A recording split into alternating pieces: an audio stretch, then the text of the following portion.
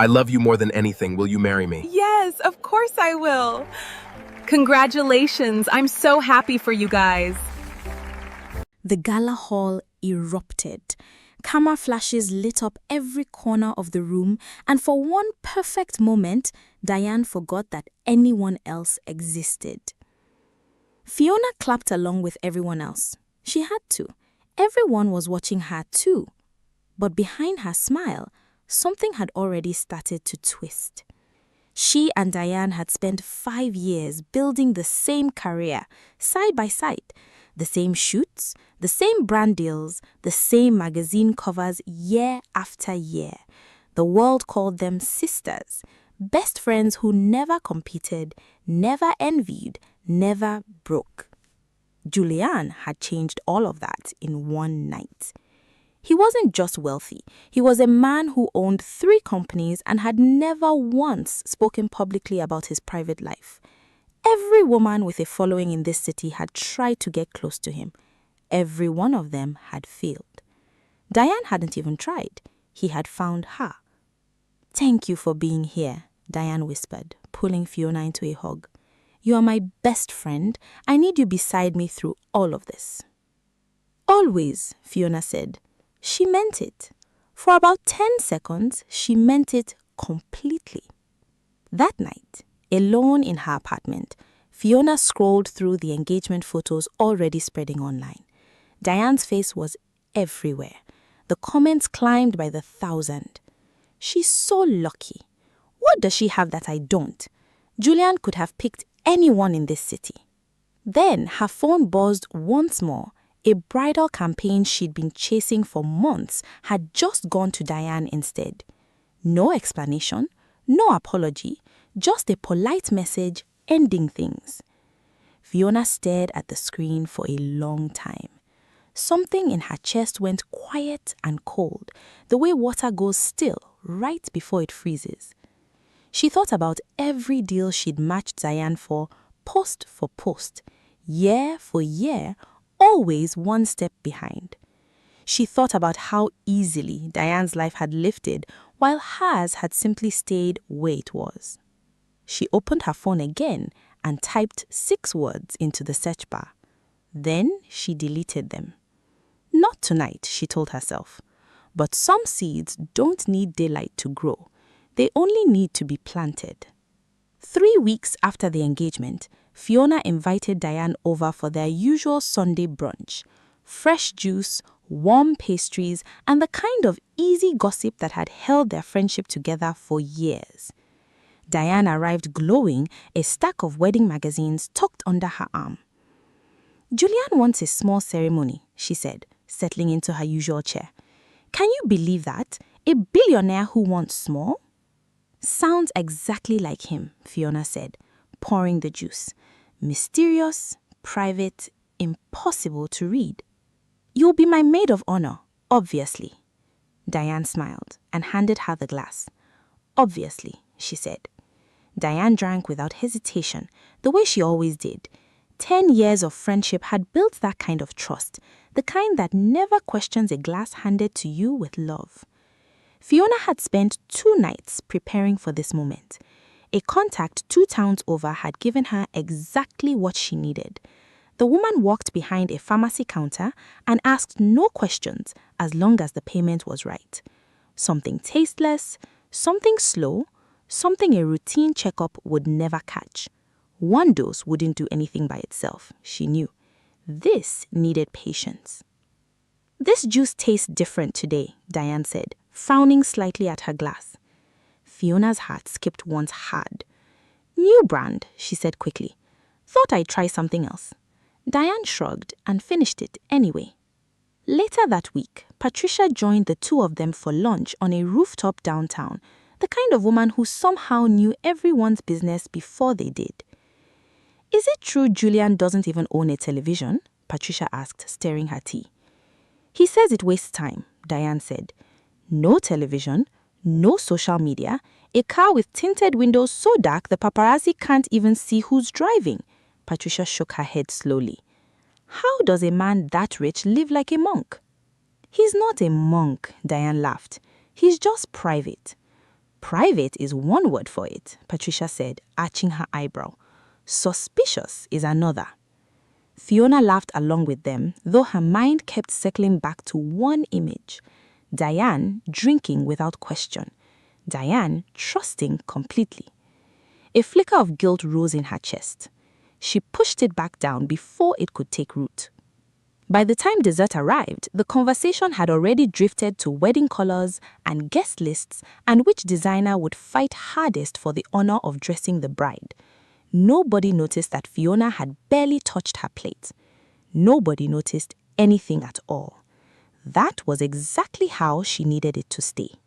Before we continue, if you're enjoying Diane's story so far, take a second to like this video and tell us where you're watching from.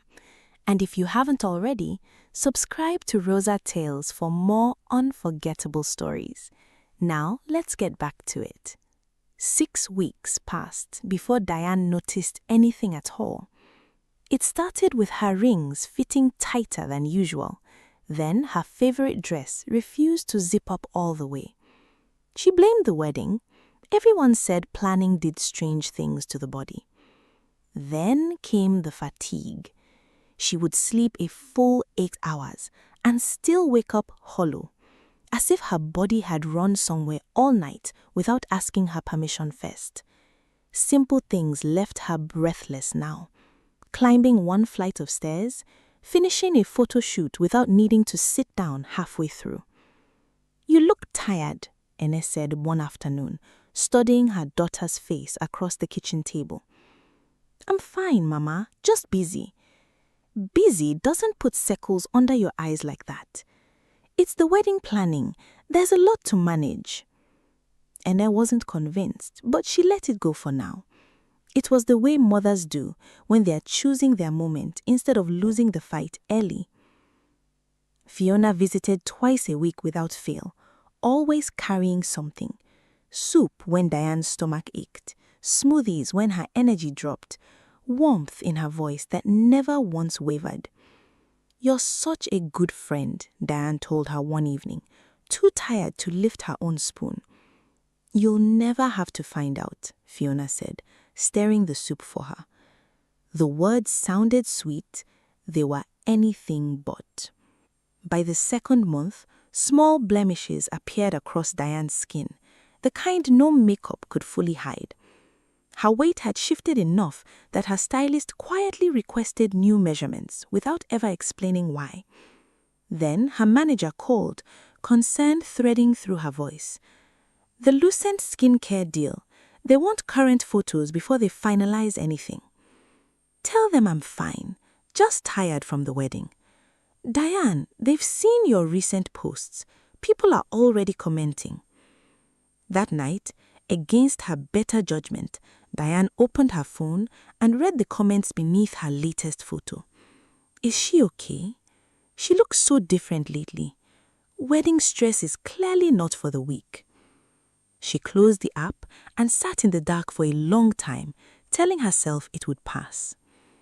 It did not pass. It was only just beginning. By the 4th month, the changes were impossible to hide.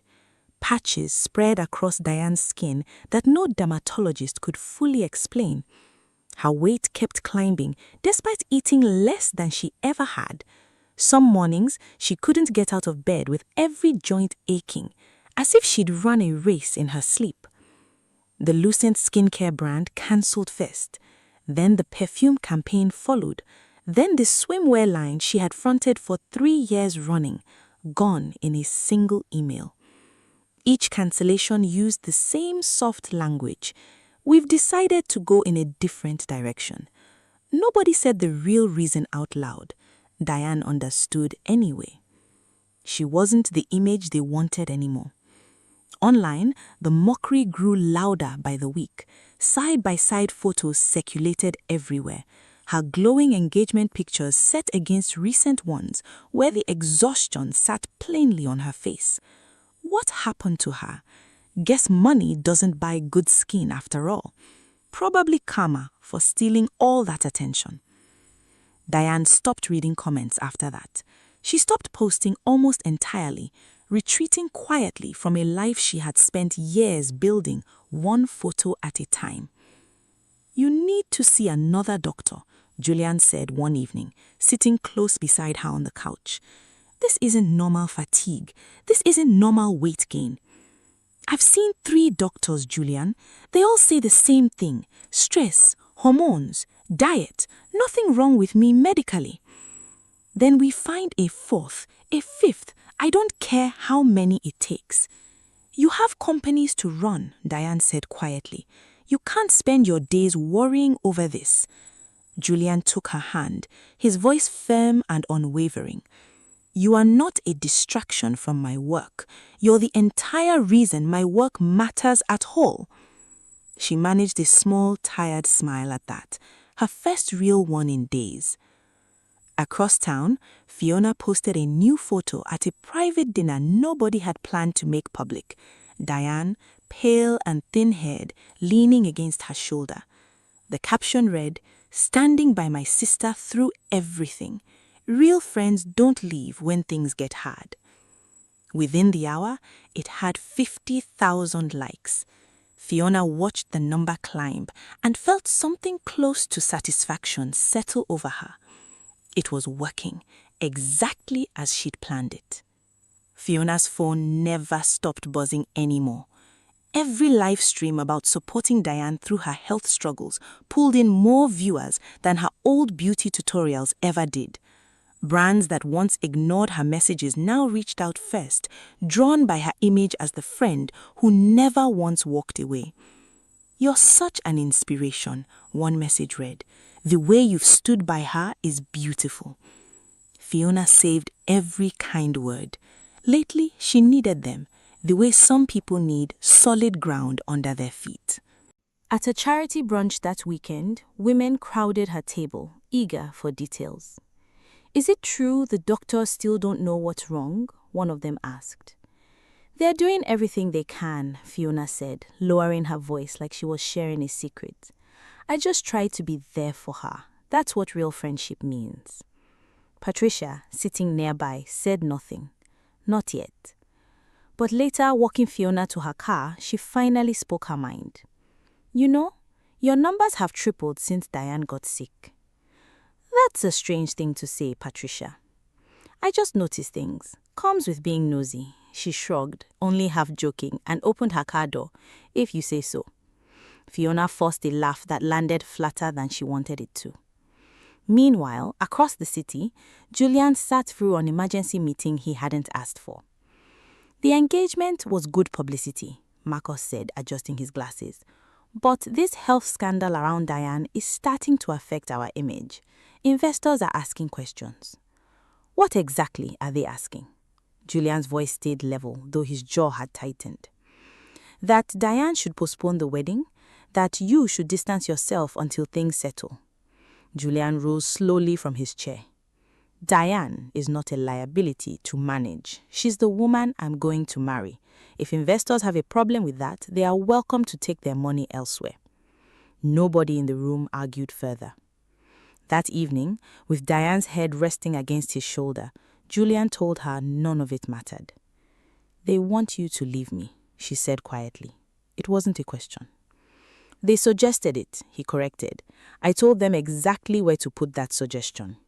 For the first time in days, Diane laughed, the sound weak but real. Outside their window, the city moved on without pausing, unaware that somewhere in its glittering circles, something slow and quiet was still working. Diane visited her mother's house the following weekend, chasing a comfort she couldn't quite name. Ine took one look at her daughter's face and set the kettle down without a word. "Sit, talk." "I don't even know where to start, Mama." "Start anywhere. I have the whole evening." Diane described the fatigue, the skin, the weight that no diet seemed to touch. She described the doctors who found nothing, the brands that quietly disappeared, and the strangers online mocking a body she barely recognized as her own. Ine listened without interrupting, her face unreadable, until Diane finally finished. "Who visits you most these days?" she asked, "besides Julian?" "Fiona mostly. She's been amazing, Mama, bringing food, sitting with me, posting online about supporting me." Ine's tone stayed flat. And how long has this sickness been happening? About 4 months now. And how long has Fiona's popularity been growing? The question landed somewhere Diane hadn't let herself look before. That's an unfair thing to imply, Mama. I'm not implying anything. I'm asking a question. Ine poured the tea, slow and steady. In 70 years, I've learnt one thing about sudden sickness with no clear cause. Look first at who benefits most from your suffering. Fiona is my best friend. She's known me since secondary school. Best friends can still carry jealousy, my daughter. It doesn't always wear an ugly face. Sometimes it smiles the widest. Diane wanted to argue, but the words wouldn't come. A memory surfaced instead, small and easy to dismiss before now. The juice at Fiona's apartment tasting different that one Sunday. The nervous laugh when she'd asked about it. She pushed the thought away, the same way she had every time before. You are tired and scared, she said, softening now. That makes a mind search for someone to blame. Maybe I'm wrong about Fiona, but promise me you'll keep your eyes open. I promise, Mama. Diane left that evening carrying more than exhaustion. She carried a small, uncomfortable seed of doubt, and this time it refused to stay buried for long. 2 weeks later, Diane collapsed in her own kitchen. Julian found her on the floor, barely conscious, and carried her to the car himself rather than wait for an ambulance through evening traffic. By the time they reached the hospital, her breathing had steadied, but her blood pressure stayed dangerously low. The doctor on call ran the same tests as before. The results came back the same way too. Nothing conclusive. Julian stood in the corridor outside her room, exhausted and furious in equal measure. There has to be something these tests are not catching. A person doesn't collapse from stress alone. I need someone who looks deeper than the usual checklist. The nurse hesitated, then lowered her voice. There's a specialist some of the senior doctors quietly recommend for cases like this. Dr. Uzoma.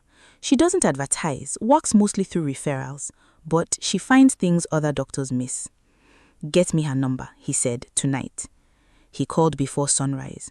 Uzoma agreed to see Diane privately, away from hospital records that seemed to travel faster than they should in a city full of gossip columns. 3 days later, in a quiet clinic across town, Uzoma reviewed Diane's history and the timeline of every symptom. 4 months, she murmured, more to herself than to them. Gradual onset, nothing conclusive across 3 hospitals. She studied Diane's skin, her eyes, the faint tremble in her hands, even at rest.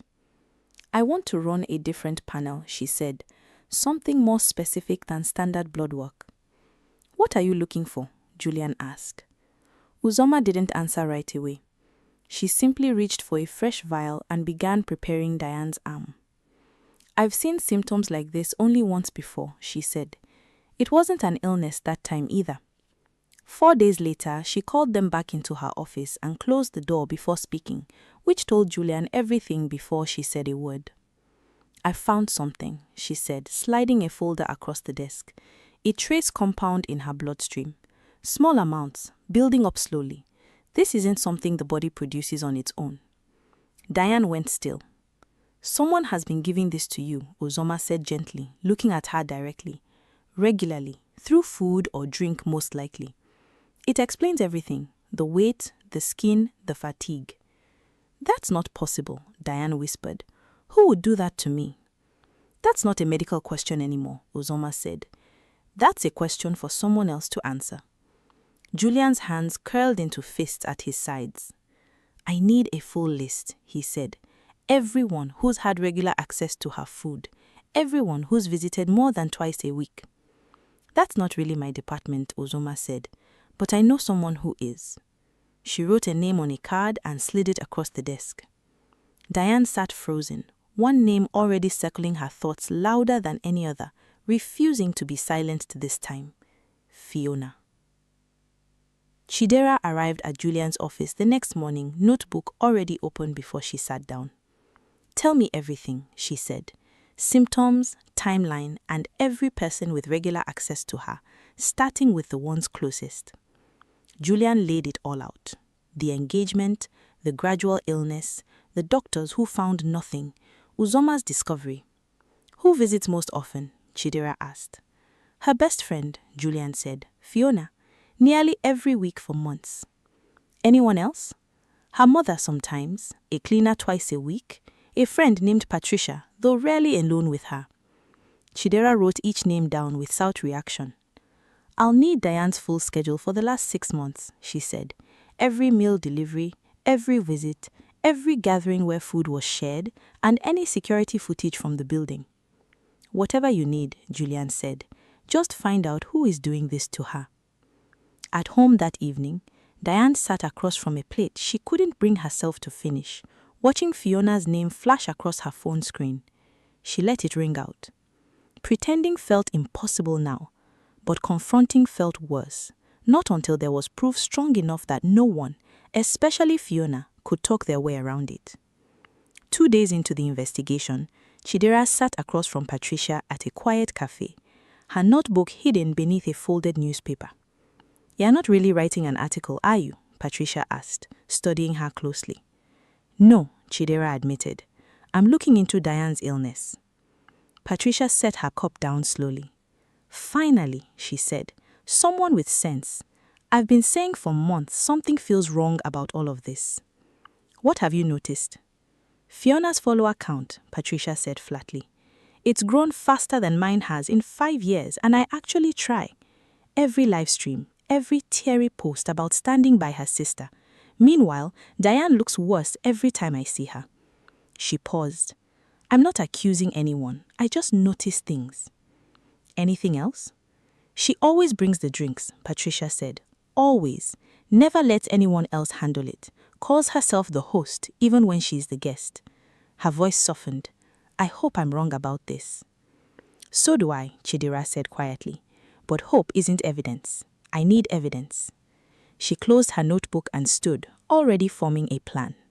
The pharmacy record seemed like the right place to start.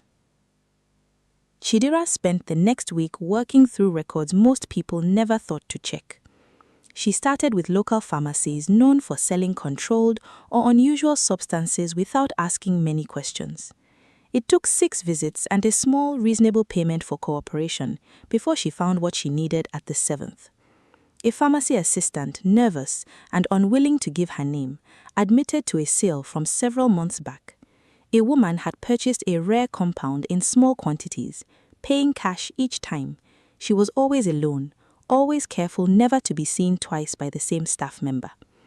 Do you have a name? Chidera asked. No name, the assistant said, but I remember her face, and there might be a delivery record if she ever had anything sent instead of collecting it herself. 2 days later, Chidera obtained exactly that, a delivery address from 3 months ago, tied to a name on file, Fiona. It matched Patricia's account, it matched Uzoma's timeline, it matched everything except one final piece, the piece that would turn suspicion into proof. Chidera needed to see Fiona actually administering the substance, not just buying it. She turned her attention to Diane's apartment building. She requested footage from the lobby camera, and more importantly, from a small camera Julian had quietly installed in the kitchen months earlier. He had installed it back when he first grew suspicious of spoiled food disappearing without explanation. Diane hadn't even known it existed. I should have told you, Julian admitted when Chidera asked about it. I installed it after noticing ingredients vanish that Diane swore she never touched. I thought maybe someone on staff was stealing. I never imagined it would be this. It might be exactly what we need, Chidera said, already reviewing the footage log. Give me 48 hours. 2 days later, she called an emergency meeting. I found it, she said, sliding her laptop across the table. You need to see this yourselves. Julian's hand trembled slightly as he reached for the screen. Whatever waited on that footage, there was no walking it back now. The video was grainy, but clear enough. Fiona was alone in Diane's kitchen on a Tuesday afternoon 3 weeks earlier. She opened her handbag and removed a small vial, glancing toward the doorway once to check she was alone before tipping the content into a glass of juice already waiting on the counter. She stirred it calmly, replaced the vial, and called out cheerfully toward the living room. "Diane, your juice is ready." Diane sat frozen, watching herself on screen minutes later. She was drinking the very glass Fiona had just poisoned, thanking her for the thoughtfulness. "Turn it off," Diane whispered. "Please turn it off." Julian shut the laptop, his jaw tight, his eyes fixed somewhere far away. "There's more," Chidera said quietly. 3 separate instances across the footage, all matching the delivery dates from the pharmacy. This isn't a single mistake. This is a pattern. 5 years, Diane said, her voice breaking. 5 years of friendship. "I'm sorry," Chidera said, and meant it. Julian stood and paced the length of the room, fists clenched at his sides. "I want to confront her myself tonight." "That's not wise," Chidera warned.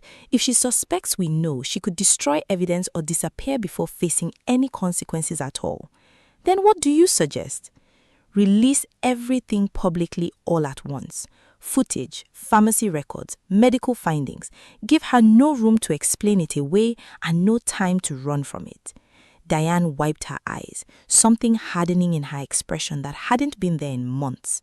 "Do it," she said, "whatever it takes. She poisoned me for attention, for money, for a place in my own fiancé's world. She doesn't get to keep any of it." Julian looked at her, pride cutting straight through his anger. "Are you certain?" Diane said, "I've never been more certain of anything. It's time the whole city knew exactly who Fiona really is." Chidera nodded once and reached for her phone, already preparing the files. By morning, the truth would belong to everyone. Julian released the statement at exactly 9 that morning, timed for maximum reach across every platform at once. It carried everything: Uzoma's findings, the pharmacy records, the delivery address matching Fiona's name, and finally, the kitchen footage. It had been edited only enough to protect Diane's privacy, showing clearly what needed to be seen. The caption read simply, "The truth about what happened to Diane." Within 20 minutes, it had 10,000 shares. Within 2 hours, it was the only thing anyone in the city seemed to be discussing. Fiona's phone began ringing before she'd even seen the post herself. By the time she opened her messages, 3 sponsors had already sent cancellation notices, each one colder than the last. She opened the video with shaking hands and watched herself calm and smiling, poisoning her best friend on camera. Her stomach dropped. The comments arrived faster than she could process them. She poisoned her own best friend. All those tears on livestream were fake. Arrest her now. Patricia posted her own message an hour later, brief and pointed. "I said something felt wrong months ago. I just didn't know it was this wrong." It gathered thousands of shares within minutes. By early afternoon, every remaining brand deal had vanished. Accounts that once flooded her messages with praise now filled with accusations, some fair, some far crueler than the truth even required. Fiona locked herself inside her apartment. Her phone buzzed endlessly on the table beside her. Each notification was one small piece of the life she had built, collapsing. By evening, 2 officers arrived at her door. "Fiona," one of them said, "you are arrested for the deliberate poisoning of Diane. Please come with us." She didn't argue, she didn't cry. She simply stood, silent, and let them lead her past neighbors already recording the scene. It was the final collapse of an image she had spent months carefully building. The months that followed stripped away everything else slowly. Former friends stopped answering her calls. Neighbors avoided her in the hallway. Strangers who recognized her face said things to her in public she chose never to repeat to anyone. The isolation grew heavier by the week. Then one evening, alone with thoughts she could no longer outrun, Fiona reached a breaking point she never expected to face. A neighbor found her in Kaim and rushed her to the hospital. She survived, but the night left her permanently unable to walk, dependent on a wheelchair for whatever life came next. News of it spread quickly, and for the first time in months, public anger softened into something more complicated. Some people still condemned her completely. Others quietly admitted that watching someone lose everything all at once stirred a discomfort they hadn't expected to feel. Patricia visited her once, weeks later, sitting stiffly in a hospital room neither of them wanted her to be in. "Why did you come?" Fiona asked quietly. "Because I knew you before all this," Patricia said. "Doesn't mean I understand what you did, it means I'm still human about it." When the trial finally arrived, Fiona pled guilty, sparing everyone a lengthy court battle. The judge sentenced her to several years in a specialized care facility, where she would serve her time while waiting for the possibility of parole someday. Diane didn't return to her old life right away. Recovery took months, both in body and in everything else. The toxin left her system slowly, with Uzuma watching every step. Her skin cleared, her energy returned, but something inside her had changed permanently in a way no treatment could reverse. She no longer wanted the life she used to have. "I don't want to just post pretty pictures anymore," she told Julian one evening, months after the trial ended. "I want to talk about what actually happened. All of it." "Are you sure?" Julian asked. "People will ask questions. It won't ever fully go away." "I know," Diane said, "but maybe that's exactly why I should tell it myself, instead of letting everyone else keep telling it for me." Her first video addressed the poisoning directly, without asking for sympathy. She spoke about trusting the wrong person, about ignoring quiet warning signs for months, about her mother's blunt wisdom that had planted the very first seed of doubt. The response was overwhelming, though different from anything she had experienced before. Fewer comments about her appearance, far more messages from strangers admitting that they had survived betrayals of their own, from friends, from family, from people they never expected to hurt them. Diane built something new from that honesty, something slower to grow but far deeper than her old fame had ever been. She and Julian married quietly the following spring, a small ceremony, exactly as he had once promised, surrounded only by the people who actually stood beside her when it mattered. "I told you to keep your eyes open," Enne whispered to her daughter before the ceremony began. "I did, Mama," Diane said, squeezing her hand. "I'm glad I finally listened." Years later, people would still remember the scandal that once dominated every headline in the city, but they would remember something else even more clearly. Envy dressed as loyalty always finds a way to reveal itself in the end, and the people who survive its damage rarely rebuild the same life they lost. Sometimes they build something far stronger instead. And that's where we leave it for today. Thank you genuinely for sticking with me all the way to the end.